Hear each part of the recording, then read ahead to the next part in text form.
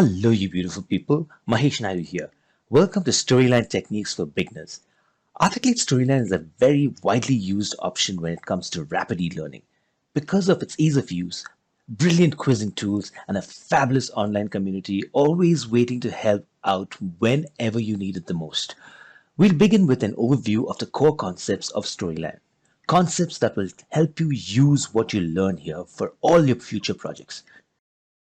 Then we shall look at the structured ways to work with layers and triggers.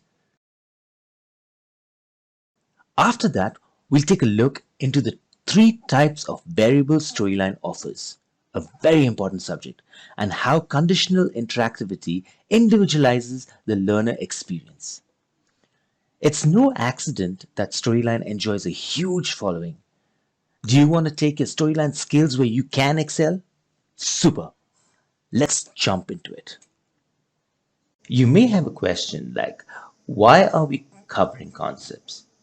And I know that's what most software training packages do. But if you want to dive and gain a deep understanding of storyline, then you need to know its intrinsic and elemental concepts.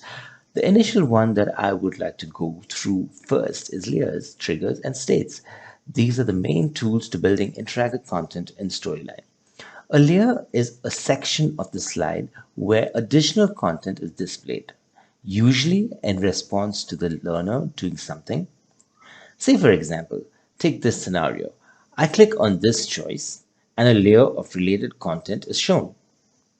The beautiful point about layers from a developer's perspective is that they allow you to keep correlated content on one side, which will create momentum and push up your development process, keeping you better organized. From a student's perspective, layers create a more ordered experience of the content. Let's get back to this particular slide. I close this layer by clicking on the close button, which has a trigger applied to it. A trigger like I like to iterate using the same word. Trigger is an action.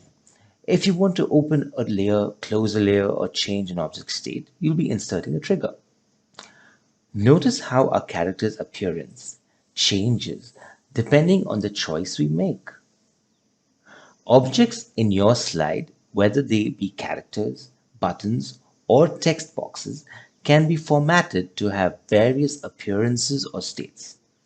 On this slide, there's a trigger that commands Storyline to change the character's state depending on the option selected. Notice that the state of the button changes when I hover above it. We shall go into greater detail regarding these elements, but for now, know that layers, triggers, and states are the main tools for building interactive content in Storyline.